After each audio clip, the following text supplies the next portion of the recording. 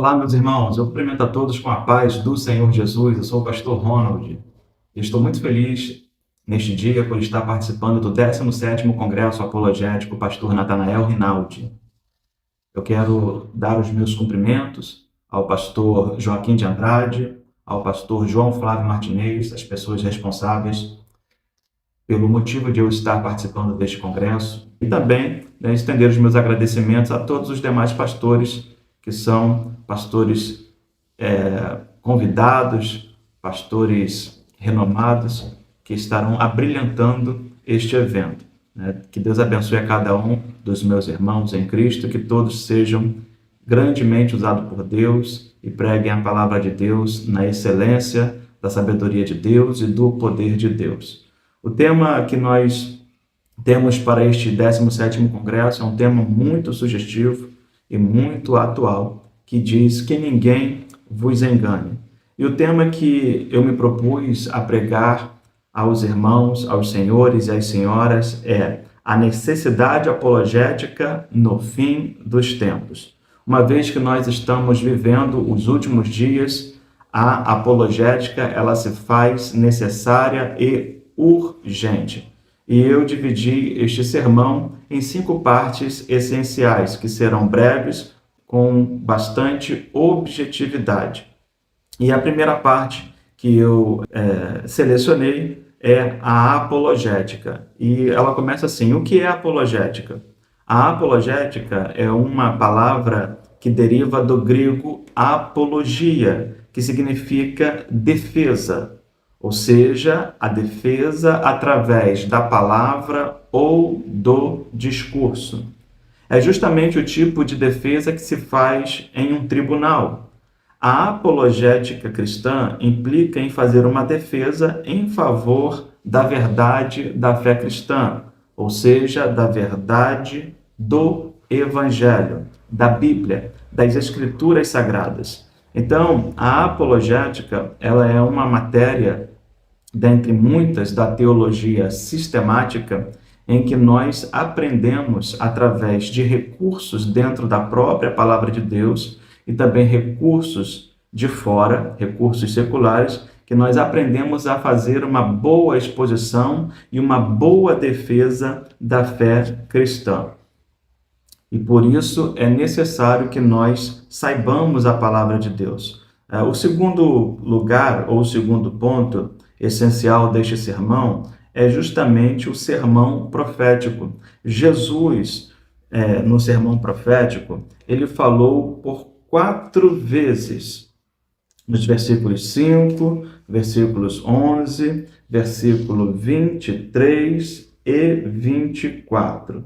Ele falou 4 vezes sobre aparecimento de falsos cristos e falsos profetas. E o sermão profético é justamente o sermão escatológico de Jesus, que é repetido nos 3 evangelhos sinóticos.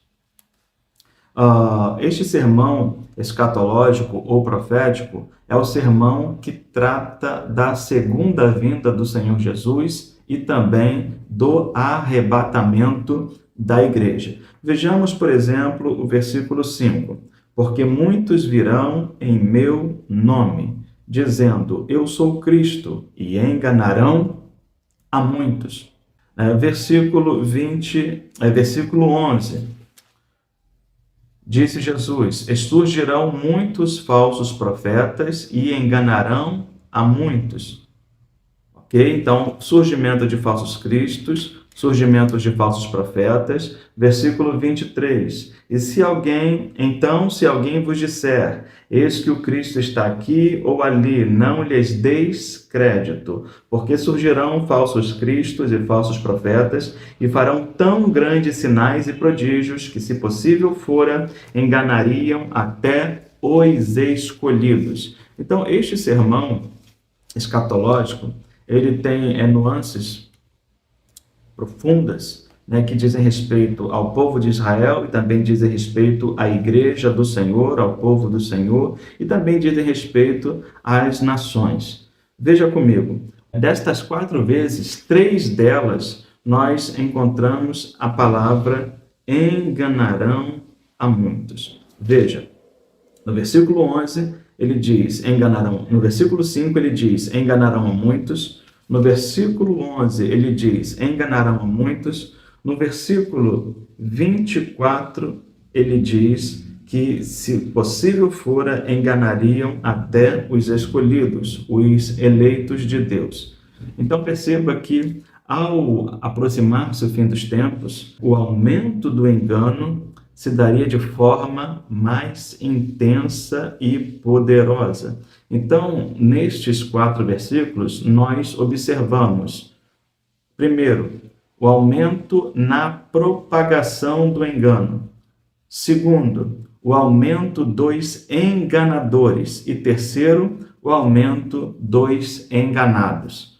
3 acontecimentos relacionados ao aumento do engano. Aumento da propagação, ou seja, nós temos hoje uma divulgação muito maior de seitas e heresias, de engano religioso, do que anteriormente. Nós temos também, consequentemente a isto, um aumento do número dos enganadores, ou seja, as seitas, as falsas religiões, as heresias, ou os hereges, melhor dizendo, eles estão aumentando exponencialmente e, consequentemente, dado a previsão de Cristo, o aumento dos enganados, porque Jesus assegurou que muitos seriam enganados e não poucos. Então, nós temos o aumento da divulgação ou da propagação, o aumento dos enganadores, dos falsos mestres, falsos profetas, falsos cristos e aumento, consequentemente, dos enganados, mostrando que a mentira terá uma prevalência no fim dos tempos.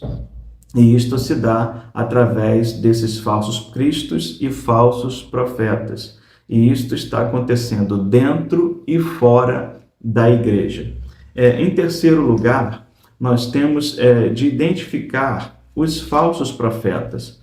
Porque se há uma necessidade urgente apologética neste fim dos tempos, esta necessidade é para que nós venhamos a identificá-los e combatê-los, combater as suas ideias de engano, combater as suas mentiras, combater os seus engodos. E para que nós possamos identificar esses falsos profetas, nós temos alguns recursos dentro da palavra de Deus. Vejamos, por exemplo, Mateus, capítulo 7, versículo 15.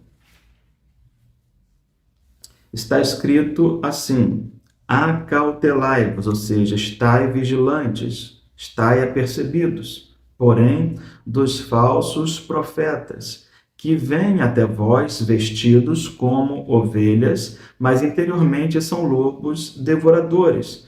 Perceba que Jesus está falando para os seus discípulos que eles devem estar vigilantes contra os falsos profetas, que podem ser também hoje renomeados, traduzidos, ressignificados como falsos líderes, falsos mestres.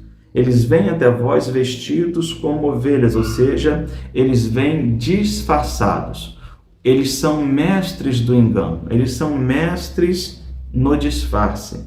Eles não aparentam o que eles são em sua essência, na sua natureza. Eles se transvestem, eles se transfiguram, se transformam em obreiros de justiça, em anjos de luz, mas a sua essência, a sua natureza é de iniquidade, é satânica, é demoníaca. Eles põem sobre si peles de ovelhas, mas são lobos devoradores.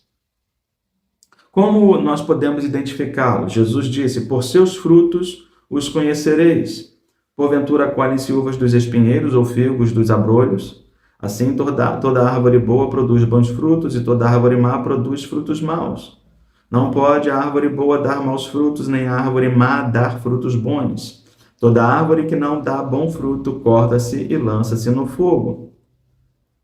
Portanto, pelos seus frutos os conhecereis. Aqui está uma das palavras mais relevantes dos evangelhos com relação a identificar os falsos mestres, os falsos líderes, os falsos profetas, falsos cristos, porque eles dão evidências de que são falsos a partir das suas ações, a partir dos seus frutos. As suas vidas não seguem a palavra de Deus. As suas vidas não são vidas de santidade e amor e de obediência à palavra de Deus. Eles se contradizem naquilo que falam por aquilo que fazem. Também temos mais duas passagens no Antigo Testamento que foram registradas pelo profeta Moisés. Deuteronômio, capítulo 18, versículo 20 ao 22. Porém, o profeta que falar alguma palavra em meu nome, que eu lhe não tenho mandado falar, ou que falar em nome de outros deuses, o tal profeta morrerá. Moisés está dizendo uma maneira de como nós podemos identificar se aquele profeta vem ou não em nome do Senhor, se ele é ou não do Senhor. E a primeira parte deste texto é que se este profeta falar em nome de Deus alguma palavra que Deus não mandou, ou se ele falar em nome de outros deuses. Se ele falar em nome de outros deuses, ainda fica assim ainda mais fácil. Mas e se o judeu disser no seu coração, como conheceremos a palavra que o Senhor não falou?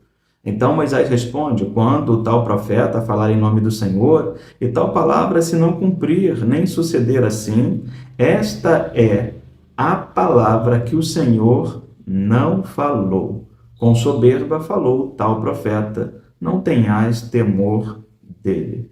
Então perceba, irmãos, que um outro modo de discernir e distinguir se um profeta falou em nome do Senhor é quando a profecia dele, quando a palavra, o vaticínio dele não se cumpre. Então nós sabemos que não foi Deus quem falou pela boca daquele profeta, mas ele falou soberbamente, falou de si mesmo. E a punição para homens que falavam assim em nome do Senhor no Antigo Testamento era a morte, era a punição capital. Ainda temos também em Deuteronômio, capítulo 13, versículos 1 a 4, Moisés novamente ensinando o povo de Israel como identificar os falsos profetas. E ele diz assim, quando o profeta ou o sonhador de sonhos se levantar no meio de ti e te der um sinal ou prodígio, e suceder o tal sinal ou prodígio de que te houver falado, dizendo, vamos após outros deuses que não conheceste e sirvamo-los,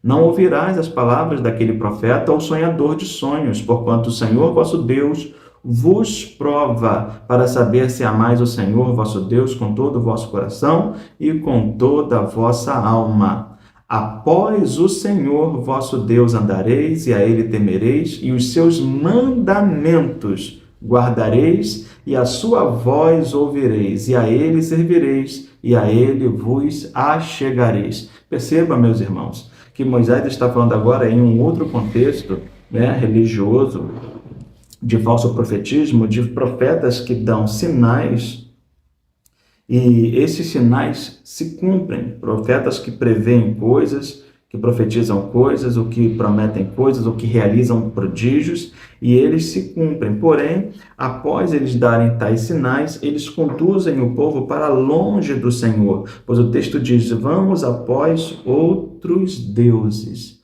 Então, profetas que operam sinais, maravilhas, prodígios, mas que os seus sinais e prodígios levam o povo para longe da palavra de Deus, são falsos profetas. Deus disse através de Moisés que não devemos segui-los. Ele diz que nós devemos amar a Deus, seguir ao Senhor, temê-lo, guardar os seus mandamentos. Este é o caminho pelo qual nós devemos andar. Então, nós temos aí recentemente, na nossa história, provas documentais, históricas, até mesmo televisivas, de homens religiosos, mulheres religiosas que operaram sinais e prodígios, mas eram sinais e prodígios de engano, de mentira, para levar pessoas para longe de Deus e de sua palavra. E por que Deus permite isso? Para nos provar, para nos examinar, para saber se nós o amamos com todo o nosso coração e com toda a nossa alma, com todo o nosso entendimento. Então, nós devemos estar atentos e não nos deixar levar por um emocionalismo ou sentimentalismo barato somente porque aconteceu um milagre, um sinal religioso em algum lugar, através de algum homem, alguma mulher. Nós devemos examinar o seu fruto, as suas ações, devemos examinar o conteúdo da sua pregação para ver se ela está de acordo com a própria Escritura. Este é o nosso terceiro ponto, identificando os falsos profetas. Em quarto lugar, nós temos a necessidade apologética, ou seja, esses últimos tempos é um tempo de grande necessidade, e esta necessidade, ela se dá em dois campos distintos. O primeiro campo, eu quero abordar com os irmãos, está em Judas, capítulo 1, versículos 1 a 4. Epístola de Judas, capítulo 1, versículos 1 a 4. Veja comigo. Judas, servo de Jesus Cristo, irmão de Tiago, aos chamados queridos em Deus Pai, conservados por Jesus Cristo, misericórdia e paz e caridade vos sejam multiplicadas. Amados, procurando eu escrever-vos com toda a diligência acerca da salvação comum, tive por necessidade escrever-vos e exortar-vos a batalhar pela fé que uma vez foi dada aos santos. Porque se introduziram alguns, que já antes estavam escritos para este mesmo juízo, homens ímpios que convertem em dissolução a graça de Deus e negam a Deus, único dominador e Senhor nosso, Jesus Cristo. Perceba comigo aqui, senhores e senhoras, meus amados irmãos, que esta epístola universal de Judas é uma epístola apologética. Ela é uma epístola contra os ímpios e os falsos mestres. E Judas escreve para que nós possamos aprender a batalhar pela fé. Então, a necessidade apologética, ela tem, primeiro, esta necessidade, a necessidade de batalhar. A apologética, ela se faz de modo amoroso, paciente, de modo moderado, de modo cordial, mas se faz com ardor, se faz com ânimo, se faz com vigor, se faz com vontade. Não fazemos apologética de maneira anêmica, apática. Fazemos apologética com vida, fazemos apologética com vigor, com força, Fazemos apologética com vontade. Então, Judas está escrevendo para que nós possamos batalhar pela fé, a fé que uma vez foi dada aos santos, a fé do Evangelho, a fé das Escrituras. E ele diz o motivo por que nós devemos batalhar, porque se introduziram no nosso meio homens ímpios que convertem em dissolução, ou seja, eles dissolvem a graça de Deus. Eles transformam a graça de Deus em uma verdadeira desgraça, em uma verdadeira libertinagem. E eles acabam por negar a Deus e o único dominador, o nosso Senhor Jesus Cristo. Isto aqui está dentro de um contexto do primeiro século, principalmente com relação aos homens gnósticos, aquelas pessoas que seguiam o gnosticismo, onde eles negavam a encarnação de nosso Senhor. Veja que estes homens estavam sendo introduzidos. Então, nós temos uma necessidade de passar em revista o nosso povo, passar em revista os nossos irmãos, através de uma apologia, colocando questões vitais para a igreja, para que nós saibamos quem pertence a nós e quem não pertence. Veja, por exemplo, que o apóstolo João, na sua primeira epístola, vai falar sobre isso. Ele vai falar no capítulo 2, no versículo 19, saíram de nós, mas não eram de nós, porque se fossem de nós, ficariam conosco, mas isto é para que se manifestasse que não são todos de nós. E ele está falando a respeito de falsos mestres, falsos irmãos que haviam se infiltrado na igreja, se passando por cristãos genuínos, mas no fundo não eram. E eles estavam ali apenas para negar o Filho, apenas para subtrair a fé das pessoas, para suplantar a fé dos irmãos, para disseminar, heresias de perdição, heresias destruidoras. João ainda escreve na sua primeira epístola, no capítulo 4, as seguintes palavras: amados, não creiais a todo espírito, mas provai, ou seja, examinai se os espíritos são de Deus ou provêm de Deus. Por quê? Já muitos falsos profetas se têm levantado no mundo. Nisto conhecereis o Espírito de Deus. Todo espírito que confessa que Jesus Cristo veio em carne é de Deus. E todo espírito que não confessa que Jesus veio em carne não é de Deus, mas este é o espírito do anticristo, do qual já ouviste que há de vir, e eis que está já no mundo. Então perceba que aqui, até o próprio subtítulo diz, os falsos profetas. Perceba que aqui João está dando outra prova de como nós devemos identificar e examinar os falsos profetas. E dentro desse contexto aqui, que era o contexto do gnosticismo, eles eram provados mediante a crença fiel, fidedigna na encarnação do Filho de Deus, do Verbo divino.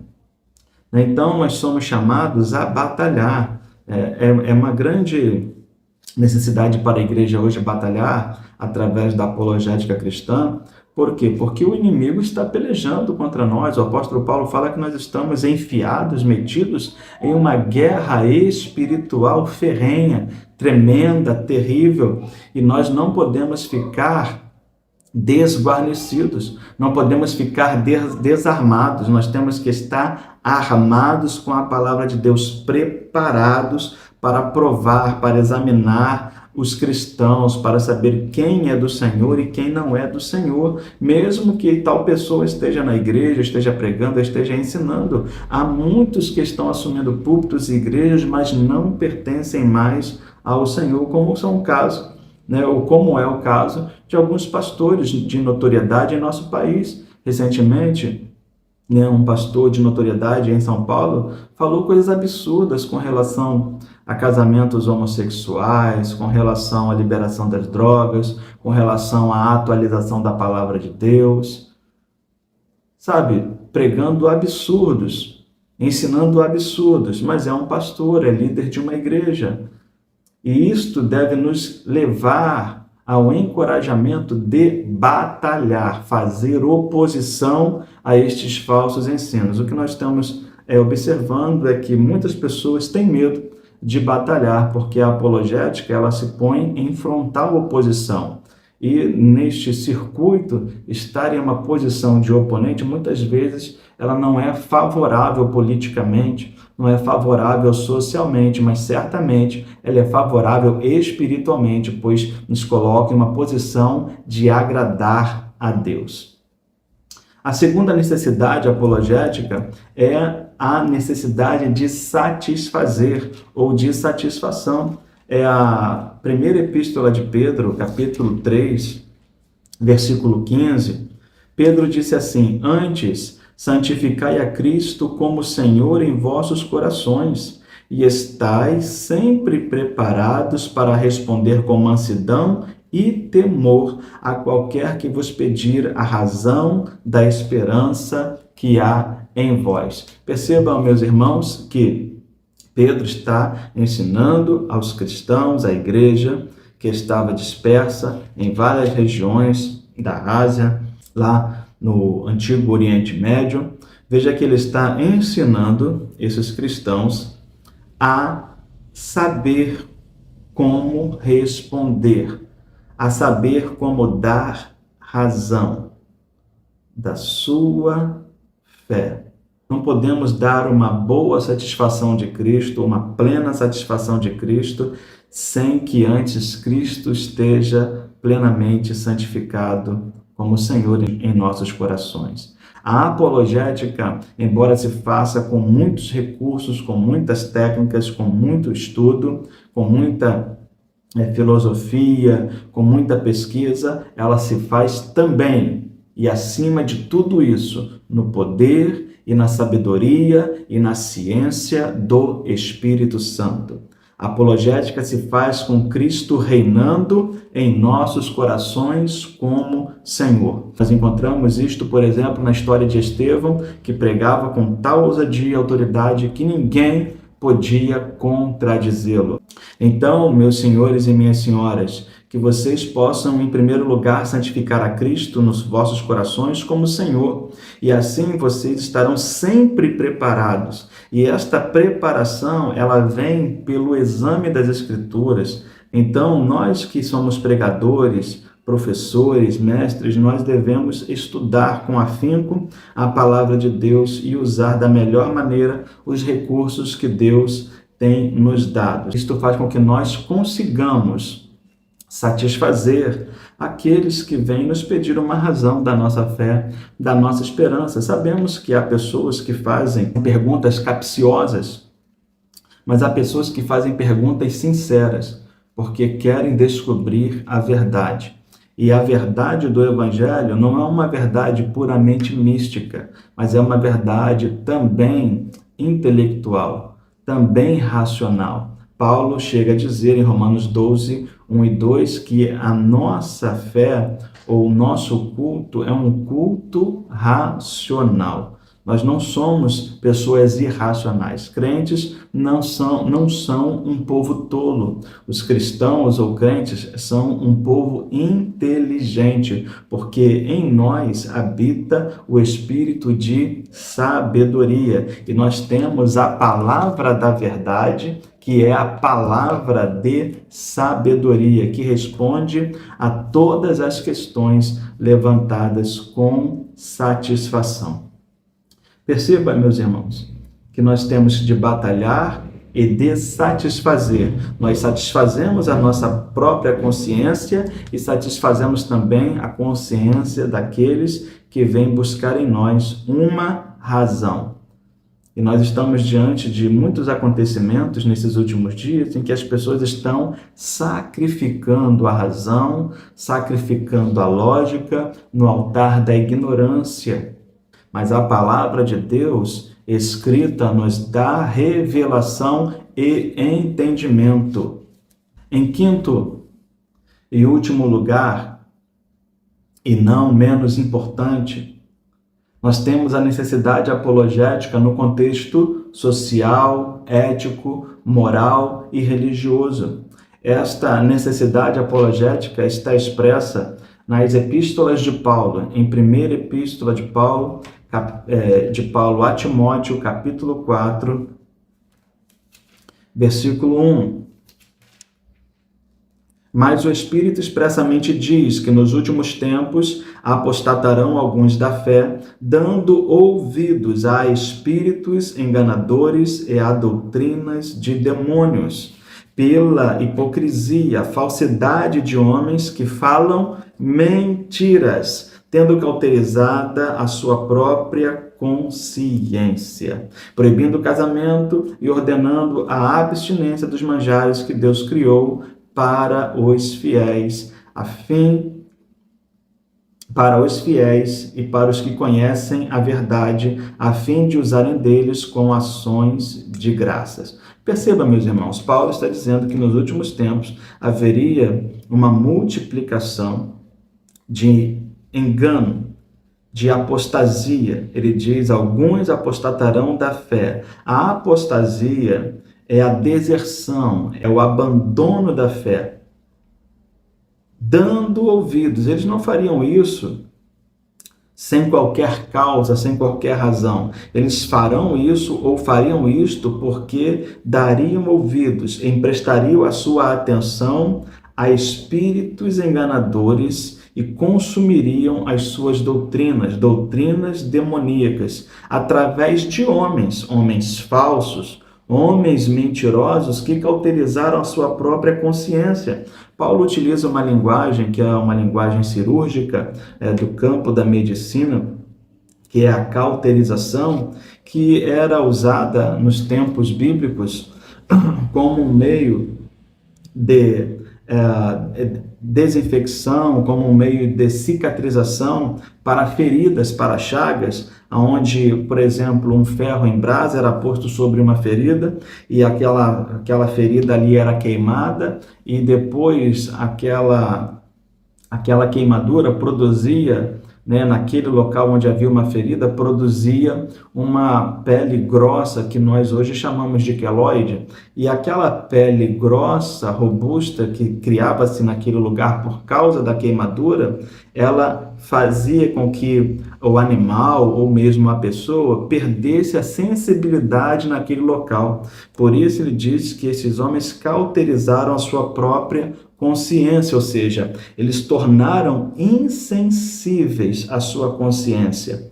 Você pode gritar com eles, você pode fazer qualquer coisa, eles não irão se sensibilizar com os seus argumentos, eles não irão se sensibilizar com as suas palavras, porque as suas mentes estão insensíveis. Isto mostra que eles estão insensíveis ao apelo do Espírito Santo, insensíveis ao convencimento do Espírito Santo, tornando assim um estado de apostasia irreversível para aqueles que alcançaram, esta gravidade de pecado.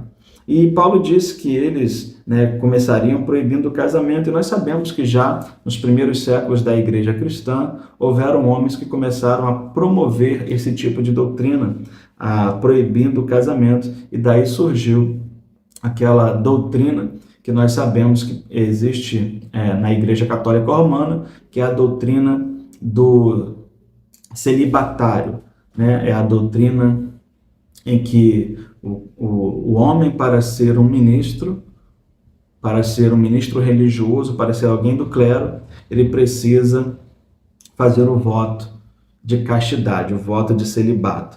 Então, está aqui previsto pelo apóstolo Paulo.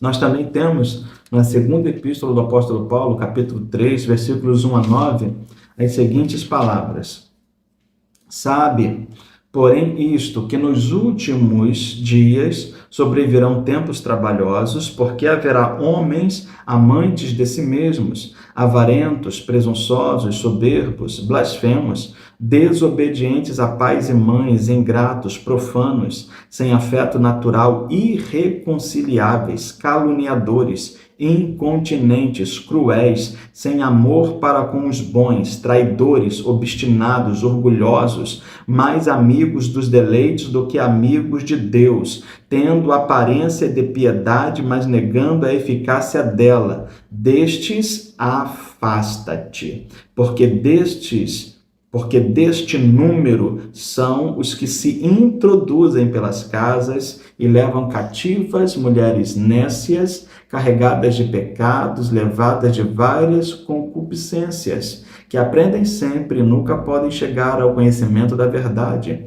E como Janes e Jambres resistiram a Moisés, assim também estes resistem à verdade, sendo homens corruptos de entendimento e réprobos quanto à fé.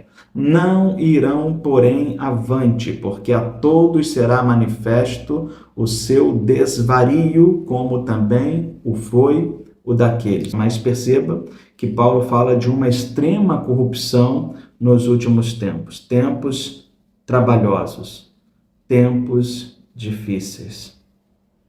Então, ele lista uma quantidade enorme de adjetivos que qualificam negativamente esses personagens dos últimos tempos. Então, nós precisamos ter, nesses últimos tempos, uma apologética no contexto social, no contexto moral, no contexto religioso, no contexto ético.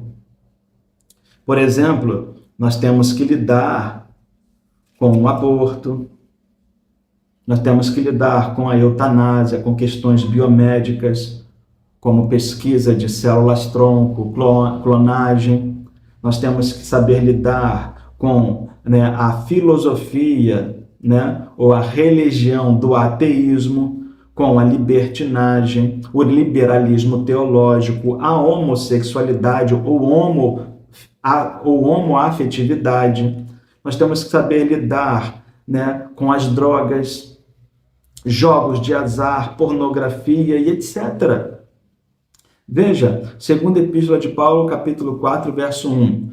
Conjuro-te, pois, diante de Deus e do Senhor Jesus Cristo, que há de julgar os vivos e os mortos na sua vinda e no seu reino, que pregues a palavra, instes a tempo e fora de tempo. Então, esta conjuração de Paulo, que é fazer um juramento diante de Deus, é fazer uma convocação solene diante de Deus, invocando o nome do Senhor, é para que Timóteo pregasse a palavra, instes ou insista a tempo e fora de tempo, ou seja, quando for oportuno e mesmo quando não for oportuno, redarguas, repreendas, exorte, com toda longanimidade e doutrina. Porque virá tempo em que não sofrerão ou suportarão a sã doutrina. Não é a doutrina demoníaca, satânica, não, é a sadia, a doutrina sã, sadia. A boa doutrina não suportarão, mas tendo comichão, tendo coceira nos ouvidos, amontoarão para si doutores conforme as suas próprias concupiscências, conforme os seus próprios desejos carnais. Então, ele diz que chegará um tempo em que as pessoas se desviarão de ouvir a verdade. O versículo 4 diz, e desviarão os ouvidos da verdade, voltando às fábulas. Mas tu se sóbrio em tudo, sofre as aflições, faze a obra de um evangelista, cumpre o teu ministério. Então, Paulo está dizendo a Timóteo, na sua segunda epístola e última carta que ele escreveu, né, dias antes da sua morte, provavelmente, que viria um tempo em que as pessoas não suportariam mais ouvir a pregação do Evangelho e que as pessoas sentiriam coceira nos seus ouvidos, e esta coceira aqui é uma figura de linguagem para que exemplificasse que eles teriam necessidades de ouvir aquilo que viesse satisfazer as suas necessidades carnais, suas necessidades ou suas vontades pecaminosas. E eles amontoariam, veja, esta palavra amontoar significa juntar aos montes. Eles juntariam aos montes em grandes quantidades para si mesmos, doutores, mestres, conforme as suas próprias concupiscências, seus próprios desejos carnais. Com isso, se desviando da verdade. Nós temos que lidar com seitas, com heresias, externa e internamente. Nós estamos vivendo um período do século XXI extraordinariamente herético. Nós temos heresias dentro do pentecostalismo, dentro do neopentecostalismo, dentro dos segmentos que eu falo, não dentro da doutrina, mas dentro dos segmentos. Nós temos heresias dentro do segmento reformado. Nós temos heresias espalhadas por todos os lados. Seitas se proliferando, e isso de forma externa e interna. Nós temos um número hoje incontável de novas igrejas independentes, que muitas não têm qualquer responsabilidade, qualquer compromisso com a palavra de Deus. Um número incontável de pastores escandalosos que estão aí vindo na internet. Pastores escandalosos vindo na internet. Externamente, nós temos que lidar com o catolicismo romano, Há pouca apologética hoje contra o catolicismo romano. Os cristãos estão cada vez mais aderindo ao ecumenismo religioso e se aproximando muito mais hoje do catolicismo romano do que anteriormente, inclusive movimentos neopentecostais e pentecostais.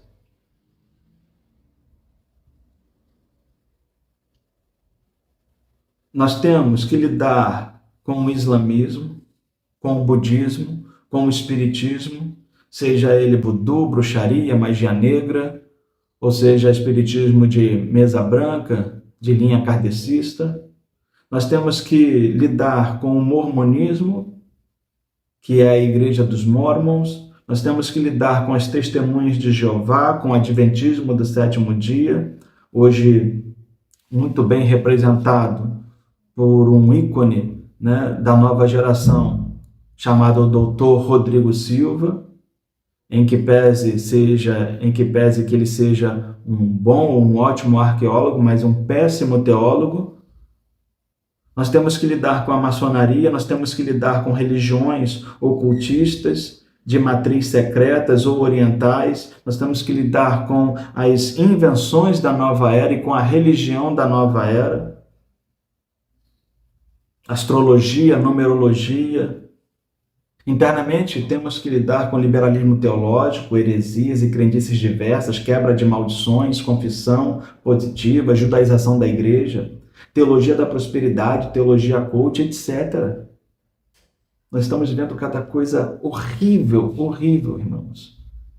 Há páginas e mais páginas, perfis e mais perfis em redes sociais que mostram o fundo do poço da igreja evangélica atual. E eu quero concluir esta mensagem, fazendo a leitura da segunda epístola de Pedro, capítulo 2, versículos 1 a 9.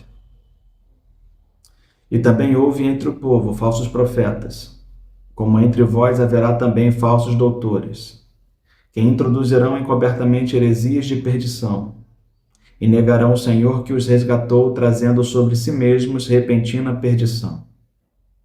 E muitos seguirão as suas dissoluções, pelos quais será blasfemado o caminho da verdade. E por avareza farão de vós negócio, com palavras fingidas, sobre os quais já de largo tempo não será tardia a sentença, e a sua perdição não dormita. Porque, se Deus não perdoou aos anjos que pecaram, mas havendo-os lançado no inferno, os entregou às cadeias da escuridão, ficando reservados para o juízo. E não perdoou ao mundo antigo, mas guardou a Noé, pregoeiro da justiça, como as 7 pessoas, ao trazer o dilúvio sobre o mundo dos ímpios. E condenou à subversão as cidades de Sodoma e Gomorra, reduzindo-as a cinza e pondo-as para exemplo aos que vivessem impiamente. E livrou o justo Ló, enfadado da vida dissoluta dos homens abomináveis, porque este justo, habitando entre eles, afligia todos os dias a sua alma justa, pelo que via e ouvia sobre as suas obras injustas. Assim, sabe o Senhor livrar da tentação os piedosos e reservar os injustos para o dia de juízo, para serem castigados. Pedro chega a nos dizer que chegará o tempo que, além de heresias de perdição que são introduzidas encobertamente, Pedro diz que eles dissolverão o evangelho, o caminho da verdade, blasfemarão, negarão, escandalizarão e farão isto por avareza. Farão isto por amor ao dinheiro, por amor aos deleites, por amor ao mundo. Eles farão negócios, farão comércios, negociatas das ovelhas de Deus, do rebanho de Deus, da igreja de Deus, com palavras fingidas. Como disse Jesus, disfarçados em peles de ovelhas,